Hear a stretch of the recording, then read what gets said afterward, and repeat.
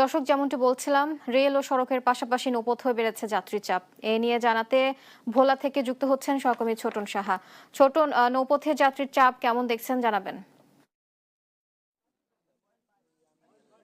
আমি রয়েছি ভোলার ইলিশা লঞ্চঘাটে। এটি আসলে দক্ষিণ পশ্চিম অঞ্চলের প্রবেশদ্বার এবং যেহেতু এখনো পোশাক কারখানাগুলো এখনো ছুটি হয়নি, যার ফলে যাত্রীদের চাপ কিন্তু কিছুটা কম রয়েছে। তবে ঈদকে ঘিরে যে যাত্রীদের নিরাপত্তার স্বার্থে কিন্তু বাংলাদেশ কোস্টগার্ড কিন্তু এখানে তারা টহলে রয়েছে, তারা চেকপোস্ট বসিয়েছে এবং দক্ষিণাঞ্চলের যে লঞ্চঘাটগুলো রয়েছে সেখানে এই কোস্টগার্ডের নিরাপত্তা ব্যবস্থা জোরদার থাকবে এবং কোস্টগার্ডের যে জোনাল কমান্ডার রয়েছেন দক্ষিণ জোনের, তিনি কিছুক্ষণ আগে ব্রিফিং করে সেই তথ্য কিন্তু গণমাধ্যমকে জানিয়েছেন এবং একই সাথে যে ঘাটে যারা কর্তৃপক্ষ রয়েছে তারা বলছিলেন যে এই মুহূর্তে আসলে যাত্রীদের চাপ কিছুটা কম, তবে আগামী দু এক দিনের মধ্যে এই যে যাত্রীদের চাপ সেটি অনেক গুণে বেড়ে যাবে এবং একই সাথে আমরা যাত্রীদের সাথে কথা বলেছি, তারা যে ঈদ যাত্রা তারা স্বাচ্ছন্দ্যে যাতে আরামদায়ক হয় সেই লক্ষ্যে কিন্তু তারা দাবি তুলেছেন। একই সাথে যাতে অতিরিক্ত ভাড়া যাতে আদায় করা না হয়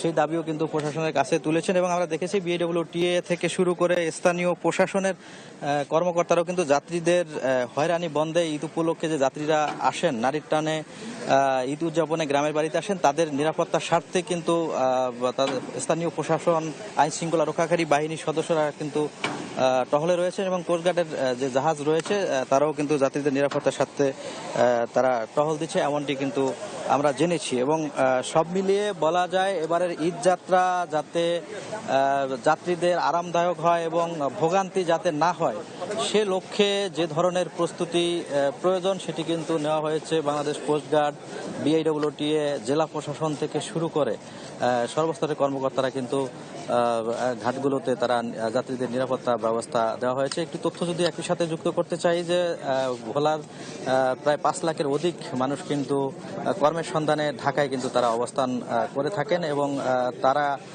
তারা কিন্তু প্রতি বছর ঈদের সময় কিন্তু প্রিয়জনের সাথে ঈদ উদযাপনের শেষে এই গ্রামের বাড়িতে ফিরেন এবং যারা ছুটি পেয়েছেন তারা আসা শুরু করে দিয়েছেন এবং যারা এখনো ছুটি তাদের শুরু হয়নি, বিশেষ করে বিপুল সংখ্যক যাত্রী কিন্তু পোশাক কারখানার শ্রমিক, সেই ছুটি এখনো শুরু না হওয়ার ফলে যাত্রীদের চাপ কিছুটা কম রয়েছে, তবে এই যাত্রী চাপ আরো বেড়ে যাবে এমনটি আমরা জেনেছি।